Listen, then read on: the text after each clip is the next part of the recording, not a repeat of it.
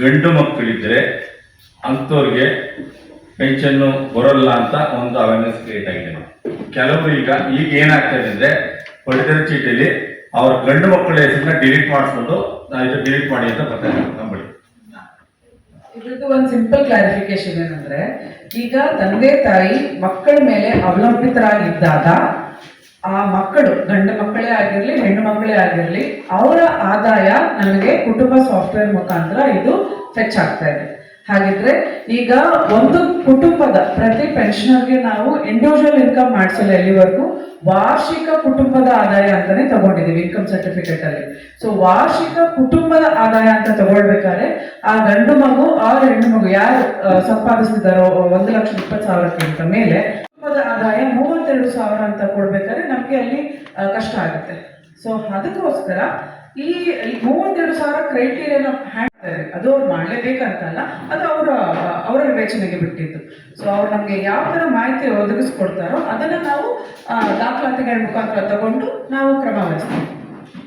ಈಗ ನೀವು ಹೇಳೋ ಪ್ರಕಾರ ಏನಾಗುತ್ತೆ ಅಂದ್ರೆ, ಕುಟುಂಬದಲ್ಲಿ ನಾನು ನನ್ನ ಹೆಂಡತಿ ನನ್ನ ಮಕ್ಕಳು ಇಬ್ಬರು ಇದ್ದಾಗ ನನ್ನ ಮಕ್ಕಳು ಆದಾಯವನ್ನು ಕನ್ಸಿಡರ್ ಮಾಡ್ಕೊಳ್ತೀವಿ, ಅದರಿಂದ ನಮ್ಮ ಮಕ್ಕಳನ್ನ ಡಿವೈಡ್ ಮಾಡಿ ಅವರ ಹೆಸರು ಕ್ಯಾನ್ಸಲ್ ಮಾಡಬೇಕು ಅನ್ನೋ ರೀತಿ ಹೇಳ್ತಾ ಇದ್ದೀವಿ ನಾವು. ಈಗೇನಾಗುತ್ತೆ ಅಂದರೆ ಪಡಿತರ ಚೀಟಿಯಲ್ಲಿ ಅವರಿಬ್ಬರ ಹೆಸರನ್ನ ಕ್ಯಾನ್ಸಲ್ ಮಾಡಿದ್ರೆ ನಾವು ಪಡಿತರ ಚೀಟಿ ಅವ್ರಿಗೊಂದು ಕೊಡ್ಬೇಕಾದ್ರೆ ಪಡಿತರ ಚೀಟಿ ಸಂಖ್ಯೆ ರೈಟ್ ಆಗ್ತದೆ. ಒಂದೇ ಕುಟುಂಬ ಪಡಿತರ ಚೀಟಿ ಸಂಖ್ಯೆ ಆಗುತ್ತೆ.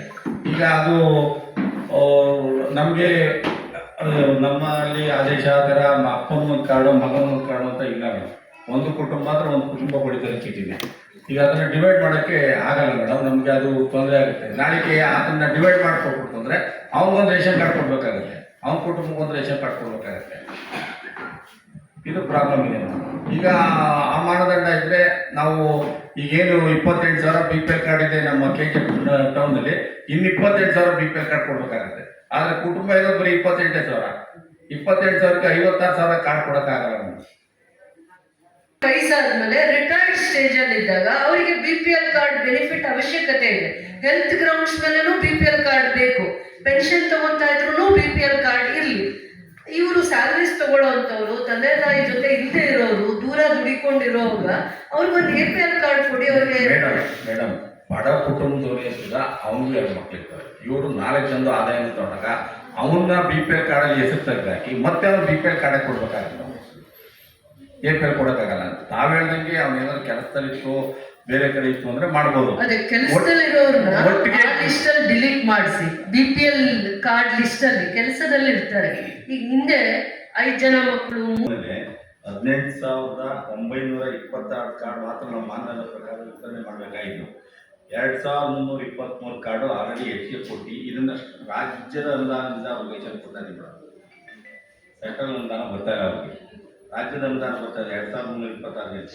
ಈ ಸ್ವಲ್ಪ ಅದು ಕ್ಲಾರಿಫೈ ಮಾಡಿ, ಏನು ಸೆಂಟ್ರಲ್ ದೇವ ಹೇಳ್ತಾ ಇದಾರೆ ಸ್ವಲ್ಪ ನಮಗೂ ಅರ್ಥ ಆಗಲಿ. ಅವ್ರು NFSA ಯೋಜನೆ ಇದೆ ಮೇಡಮ್. ನಮ್ಗೆ ಏನಾಗ್ತದೆ NFSA ಯೋಜನೆ ಅಡಿ ಏನ್ ಕೊಡ್ಬೇಕು ಕಾರ್ಡು ಅದಕ್ಕೆ NFSA ಯೋಜನೆ ಹೇಳಿ ಅದನ್ನ ಬ್ರೀಫ್ ಮಾಡಿ ನಂಗೆ ಅರ್ಥ ಆಗಲಿ. National food security act madam. ಅವ್ರ ಪ್ರಕಾರ KGF ಎಷ್ಟು ಜನ ಎಲಿಜಿಬಲ್ ಇದ್ದಾರೆ? 18,920 ಜನ ಇದ್ದಾರೆ ಮೇಡಮ್ ಕಾರ್ಡು. ಆದ್ರೆ 21,243 ಕಾರ್ಡ್ ವಿತರಣೆ ಆಗಿದೆ ಮೇಡಮ್. ಇದರಲ್ಲಿ 2,323 ಕಾರ್ಡ್ಗೆ ರಾಜ್ಯದಿಂದ ಅನುದಾನ ಕೊಡ್ತೀವಿ, ಸ್ಟೇಟ್ NFSA ಕೊಡ್ತಾ ಇದೀವಿ ಮೇಡಮ್. ಅವ್ರೇನಾಗ್ತಾರೆ ಅಂದ್ರೆ ಸೆಂಟ್ರಲ್ ಗೌರ್ಮೆಂಟ್ ಅಲ್ಲಿ ಇದು ನಿಮ್ ಕಾರ್ಡ್ ಎಕ್ಸಸ್ ಇದೆಯಲ್ಲ ಇದು ಯಾಕೆ ಅಂತ ಕೇಳಿ ಅವರು ಈ KPI ರಿಪೋರ್ಟ್ ನ ರೆಡಿ ಮಾಡಿರೋದು ಮೇಡಮ್.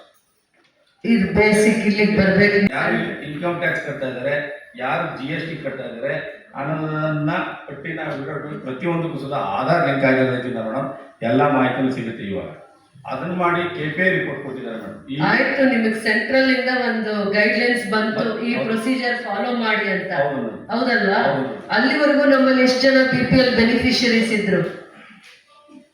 ನಮ್ಮಲ್ಲಿ ಅಲ್ಲಿವರೆಗೂ ಮೇಡಮ್ 18,920 ಸೆಂಟ್ರಲ್ ಮತ್ತು 2,323 ಸ್ಟೇಟ್, ಒಟ್ಟು 21,243 ಕಾರ್ಡ್ಗಳಿತ್ತು ಮೇಡಮ್ ನಮ್ಗೆ.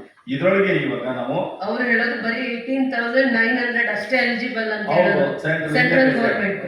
ಅವ್ರು ಕ್ಲಾರಿಫೈ ಮಾಡಿ ಕ್ಲಾರಿಫೈ. ನಮಗೆ 1,93,000 ಜನ BPL ಕಾರ್ಡ್ಸ್ ಹೋಗೋದಕ್ಕೆ ಎಲಿಜಿಬಲ್ ಅಂತ ಇದ್ದಾರೆ. ಸೊ ಇಷ್ಟು ಜನರಿಗೆ ನಮ್ಮ ರಾಜ್ಯದಲ್ಲಿ ಜೂನ್ ತಿಂಗಳಲ್ಲಿ ನಾವು ಡೇಟಾಬೇಸ್ ತಗೊಂಡ್ರೆ ಅರೌಂಡ್ 16 ಲಕ್ಷ ಕಾರ್ಡ್ಸ್ ನಮ್ಮ ರಾಜ್ಯದ BPL ಕಾರ್ಡ್ಸ್ ಇದ್ದಾರೆ. ಅದಕ್ಕೆ 43 ಲಕ್ಷ ಜನ ಬೆನಿಫಿಷರೀಸ್ ಇದ್ದಾರೆ.